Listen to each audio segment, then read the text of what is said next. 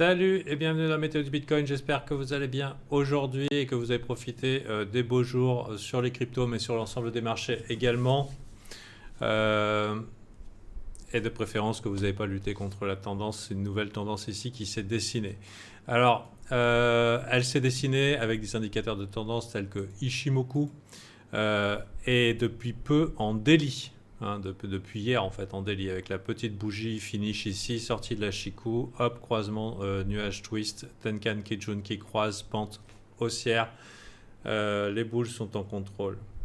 Normalement ici le plat de nuage aurait dû occasionner une résistance, mais les lignes imaginaires évidemment le marché s'en branle. Est-ce que ça veut dire qu'il faut FOMO? Ça c'est vous qui voyez, personnellement je ne pense pas. Mais en tout cas, je pense qu'il faut se faire une raison et globalement peut-être attendre, si vous êtes baissier dans le tempérament, de la faiblesse. On a attendu la force pour chercher des longues. Maintenant que la force est là, short, disons le train à toute vitesse, c'est un petit peu dangereux. Donc ici, indicateur de tendance moyen terme, on va considérer moyen terme ici pour du daily. Bien sûr, c'est sur le tard. Mais ce n'est pas parce que vous avez raté un move qu'il faut lutter contre. On a eu des petites tentatives. C'est la première tentative réussie ici de sortie de tendance baissière ici en daily. Vous voyez, on a eu une tentative qui a presque réussi le 5 novembre et qui correspond à l'événement malencontreux SAM. Voilà. Autre chose d'un point de vue purement action du prix, on est au contact d'une résistance, enfin d'un support devenu résistance. Donc rentrer ici aveuglément, faut voir. Personnellement, je ne le ferai pas. De toute façon, actuellement, je ne suis pas en trade parce que voilà, je suis mon process. Mais globalement ici c'est pas bearish. Maintenant rentrer sur la ligne verticale c'est toujours moins rigolo. Donc à quoi je m'attends? Globalement je m'attends après cette incursion en dehors de la bande de Bollinger, on va la dessiner de manière un petit peu plus visible avec du blanc par exemple, blanc jaune ou je sais pas quoi. Donc là on est fortement sorti de la bande de Bollinger, ça signifie que la cassure est réelle, que le trend est réel, mais surtout que ça s'excite bien, que ça s'excite peut-être même un peu trop. En général, le marché a tendance à se calmer quand il part trop de la bande de Bollinger. Il a tendance à ne serait-ce que patienter. Donc ce qui veut dire que globalement c'est pas forcément topi, ça l'a déjà été par le passé, mais c'est pas forcément topi, mais ça peut être une zone où on se calme un petit peu, où on établit une petite consolidation, un petit range. Dans tous les cas, il est très inconfortable d'être le premier au tournant des vendeurs. Éventuellement, s'il y a une grosse réjection, vendre le rebond de la bande, mais ça reste chaud la braise parce que la tendance ici est forte. On n'a pas du tout le même comportement en ce début d'année. De plus, il y a encore beaucoup de gens qui sont sur le côté, qui se sont laissés prendre par surprise, qui ont des stablecoins et qui pourraient très bien, s'ils n'ont pas FOMO hier, avant-hier, avant-avant-hier, FOMO demain et après-demain. Et donc, il y a potentiellement encore du jus. Du jus jusqu'à peut-être chiffre rond psychologique 20 000 et les résistances passées qui pourraient être significatives. Donc on est dans ce qu'on appelle un bear market rally. Et les bear market rally, ça rallie souvent beaucoup plus que ce qu'on attend. Donc j'invite pas ici à FOMO, mais globalement, avec des secousses, la tendance serait plutôt dans votre sens. Avec des secousses ou alors une petite incertitude. Maintenant, on a ce graphique ici sur le Bitcoin avec potentiel dip à la clé. Est-ce que c'est le bottom long terme générationnel? Ça c'est l'avenir qui nous le dira. Personnellement, je pense qu'on sera amené à faire une retentative vers le bas, ne serait-ce que pour tester la solidité un petit peu de ces lots, quoi. C'est un petit peu ce qu'on a en tête. Et je dirais que aussi le mouvement est accompagné d'un shift dans le sentiment, c'est-à-dire que les gens n'y ont pas cru, et aussi une propension à short. C'est pas que organique. Par contre, voilà, il y a l'achat organique ici qu'on va pouvoir reconnaître comme organique, cette petite pente avec une accélération verticale, mais on le voit aussi dans beaucoup d'autres cryptos. Donc il y a du monde qui s'est positionné. Ici, avec un genre de mouvement 45 degrés, c'est à peu près général ici. Donc, ok, avec ici des patterns, mais assez incroyables, du genre on n'en a pas vu depuis Perpète les oies. Los famosos au Weekly W. Hein. Donc ici, le marché nous dit quelque chose, c'est que dans le milieu crypto, il y a des gens qui se positionnent, qui se positionnent et c'est pas et ça ressemble plus à des débuts qu'à des fins de move. Ça ressemble beaucoup plus à des débuts de move qu'à des fins de move. Donc là, j'ai pointé pour vous OP, pardon. J'ai vu Océan aussi, je crois qu'il y a... Voilà, donc là, Hop et Océan, c'est quoi? Les deux, c'est narratif, intelligence artificielle. Bon, il y a peut-être un élément clé ici que vous pourrez tirer de votre météo, mais ça semble être deux bons clients pour un mouvement parabolique haussier, ou en tout cas un mouvement vertical. Bien sûr, faites attention à vos leviers, à votre risque. Tout peut arriver sur le marché. Faut peut-être s'attendre éventuellement à des secousses. Et il faut les anticiper, mais globalement, moyen, long terme, si vous ne faites pas le foufou, ça peut être des investissements qui pourraient être positifs pour vous. Matic également, donc on a Matic, Océan, OP qui sont des jolis coins. Il y avait Sol qui avait initié la danse, donc il pourrait éventuellement continuer pendant que les gens ne le redoutent plus, parce que bien sûr, c'est sûr, il a arrêté. BNB, bien sûr, aussi qui est à considérer parce que le coin de CZ et que CZ reprend des couleurs, il reprend de la force, la FUD est passée, ils n'ont pas réussi à crash Binance.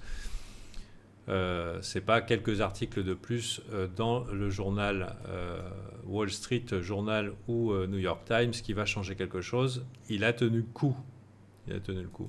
LTC, toujours joli, particulièrement beau ici. Alors bien sûr, il peut échouer. Il pourrait échouer et réintégrer. Donc il y a encore cette possibilité de l'échec réintégration. C'était un fake rally. Bitcoin, ce n'est pas un weekly W que vous voyez ici. Hein, et finito pipo. Alors, possible, mais pas sûr en fait. Et en réalité, pour les indices, d'ailleurs, c'est beaucoup moins joli que ça. Vous voyez que là, on n'a pas des weekly W sur les indices boursiers ici. On a juste un petit push. Voilà. Ethereum, je ne l'ai pas regardé. Ethereum qui continue à consolider. Dans cette jambe-là, il en passe du temps. Hein. A priori, il semble admis que 0,077, c'est le vrai prix de l'Ethereum. Donc, on n'a quand même pas de force relative particulière. J'imagine que après cette chasse au stop ici, on va essayer de tenter d'aller chercher par le haut. Donc, c'est des beaux graphes. Hein. C'est des beaux graphes. Donc, vouloir chercher ici le top temporaire alors que c'est peut-être l'initiation d'un move un petit peu plus gros maintenant que la balle est dans le camp des boules. Voilà. J'ai vu aussi hier que sur mon site cryptofanta.fr qui est une extension de cours.tradingcrypto.fr, c'est le même contenu mais version YouTube.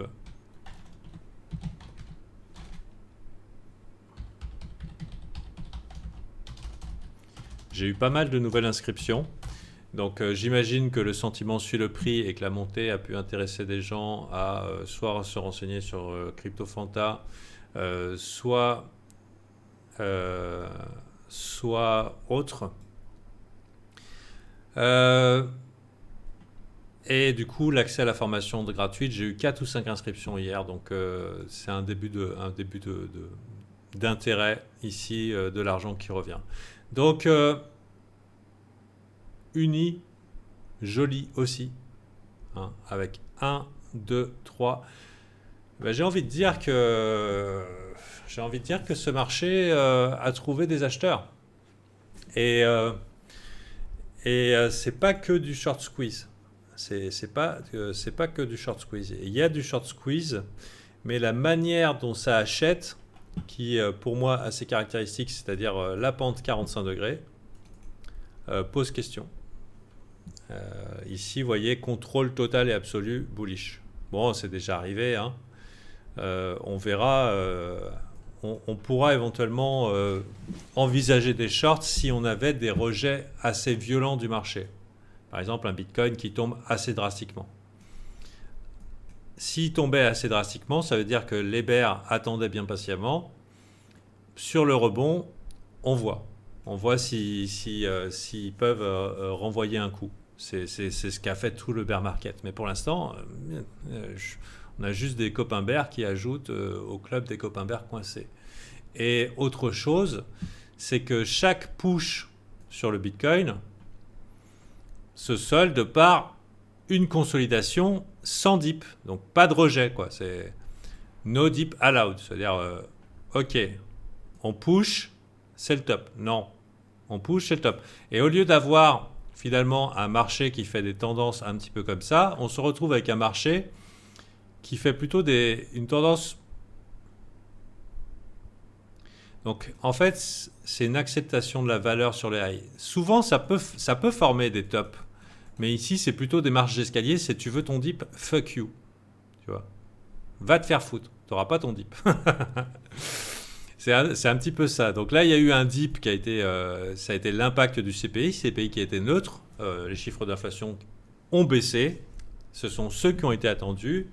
Ils ont dit qu'il y aurait encore des augmentations de taux d'intérêt dans l'année, mais le marché s'en branle.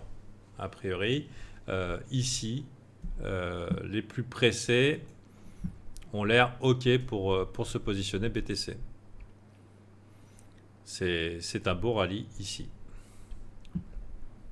Donc voilà, moi je dirais profitons des beaux jours, si les beaux jours sont là. Pendant que BTC essaye de peut-être se calmer, peut-être il va se calmer, peut-être il ne va pas se calmer, parce que là, ici, hein, hier, on a pu avoir une force relative beaucoup plus forte que d'autres coins. Par exemple, on pourrait regarder Solana qui au début avait montré du poil de la bête. Ici, vous voyez, il est en mode Rising Tree. Hein, Rising Tree, donc ça c'est parce que je suis optimiste sur la direction. Candlestick, parce que sinon il ne va pas le trouver. Ah, parce que c'est Rising Free. C'est pas l'arbre. Voilà. Voilà, il commence à nous faire des trucs comme ça.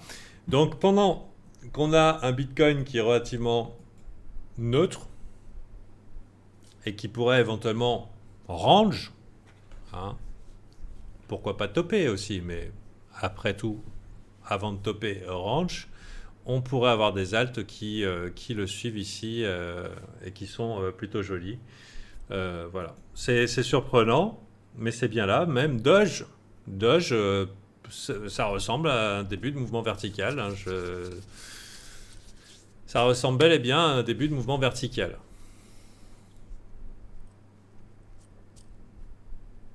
Donc voilà, on aurait pu éventuellement se dire, allez, on va aller sur iBlock.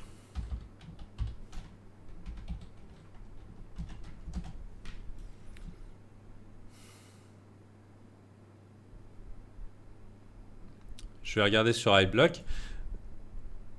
Je vois pas de raison, maintenant que la main est du côté bullish, que CZ retrouve un petit peu de net worth, parce qu'il a quand même, il s'est fait défoncer là. Il y a beaucoup de baleines hein, qui s'attendaient pas au crash FTX, hein, qui a un peu tué le truc dans l'œuf.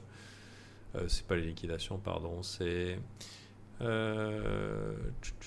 CoinScreener.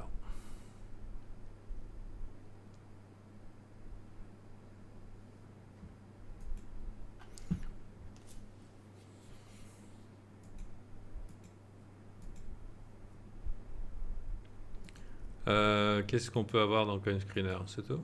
Volume, non. Founting. Et je vais mettre une couleur que j'aime bien, c'est ma préférée, pas très connue.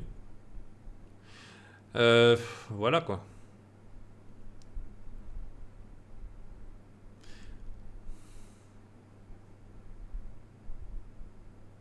Moins 0,015, moins 0. On est encore dans le. On est encore dans le froid. On est encore dans la neutralité ici, si je me trompe pas. Hein. C'est pas le rouge du funding est trop élevé. Hein. C'est encore de la neutralité. Donc, quand on a eu des rallyes par le passé où les boules avaient la main, où on parle vraiment d'un vrai rallye, de quelque chose qui dure plusieurs semaines, bah, il n'y a pas de raison que ça se calme tant que les ailes sont pas crazy folles. Quitte à faire quelque chose comme ça derrière, hein. Plat, plat. Mais ça m'a l'air être de bons prix. De bons prix.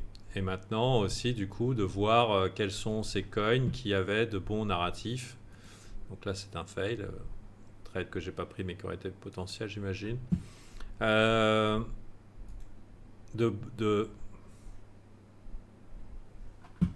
Serait-ce XRP qui a un weekly W? Non. Non. On a ici des altcoins qui sont propres. ETE inversé sur les indices, qui dit Melux, c'est vrai.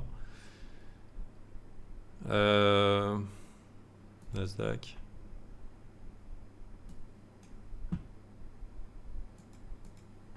En délit.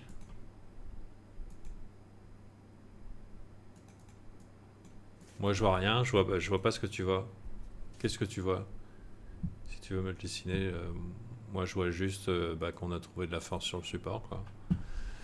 Bon, voilà. Donc, quel est mon conseil ici, même si je donne pas conseil d'investissement, c'est si vous avez raté le move, c'est pas grave, puisque notre job ne consiste pas à acheter les bottoms, ni parce qu'on n'a pas les sous, de les fabriquer, les bottoms.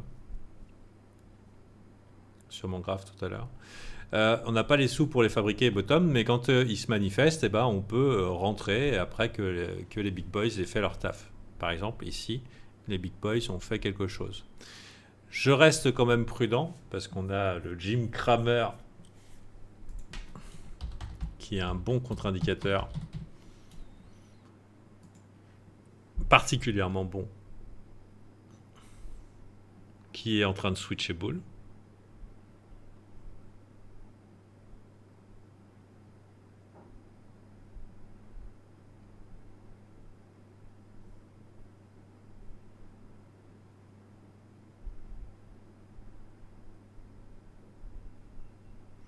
Ouais, non, sans plus, sans plus. Sans plus. Bon, qu'est-ce que je pense que voilà. Si jamais on doit switcher bull, il faut attendre de la force.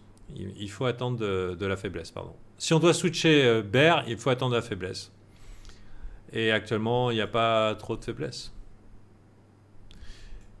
Si jamais vous êtes coincé avec une idée bull et que finalement aujourd'hui, quand on constate un petit peu ces montées et ce potentiel, si par exemple vous prenez une position et que vous prenez une claque, ne paniquez pas. Enfin, ça, vous faites ce que vous voulez, mais ne paniquez pas. Si vraiment vous tremblez, faut vendre le rebond. Parce que la tendance était très forte depuis le début janvier, donc ça fait quand même 15 jours de boule. Si par exemple on se prend une claque, il est assez probable, sauf cas particulier, mais on verra en VIP, il est assez probable qu'il y ait un rebond qui permette d'amortir la casse. Autre chose, quand vous êtes investi, n'oubliez pas les maximum drawdown potentiels. Les maximum drawdown pour pouvoir recovery. Mais ici, on arrive sur une zone de résistance technique qui peut être considérée comme un bearish retest. Et on a d'un côté un weekly W face à une grosse structure en M très très très solide. Maintenant, est-ce que ceux qui ont accumulé dans la partie basse ici et qui avaient posé ce bottom là, ont le désir de sortir des cryptos parce que fuck this shit, ou est-ce qu'ils sont contents de leur accumulation et ils se disent ok, on a passé le pire, on a inversé le move, le momentum est de notre côté, nos positions sont bonnes, notre moyenne finalement se retrouve, elle est dans les 17-18 000, donc encore très proche de là où on est encore actuellement, et on l'attend de cette poussée au-dessus des 25. Donc voilà. Ouais, mais je vois pas tête épaule inversée ici. Donc a priori, les boules ont le contrôle jusqu'à preuve du contraire. On verra pendant le week-end. Si le BTC continue à faire ça, bah, on verra. J'ai pas regardé ici. Ça continue à se prendre des grosses claques du côté de Bybit au niveau des pushs. Donc, et là encore, grosse augmentation des open interest, niveau plat. Est-ce que Bybit sera encore en train de persister du côté bearish? That is the question. C'est assez dingue. Si c'était le cas, ça sera assez dingue. Ça sera assez dingue. De les voir persister à vouloir marquer un top alors que le marché trouve enfin de la force. Donc voilà. Allez, vous tous. Alors, Clayplat qui est toujours impressionné par la qualité des météos, toute cette alpha libérée. Ce qu'il y a, c'est que les gens ne s'en rendent peut-être pas compte. Je rigole, mais c'est pas rigolo, mais c'est vrai. C'est que à quoi fait référence l'alpha? L'alpha, c'est les avantages sur le marché. Ça veut dire que ce que vous dit la personne là, c'est que ce que j'ai dit aujourd'hui, c'est pertinent. Ça veut dire que ouais, il y a moyen de tirer parti de ce que je vous ai donné comme information. Et mais c'est le but de la météo, c'est de faire une démonstration de valeur.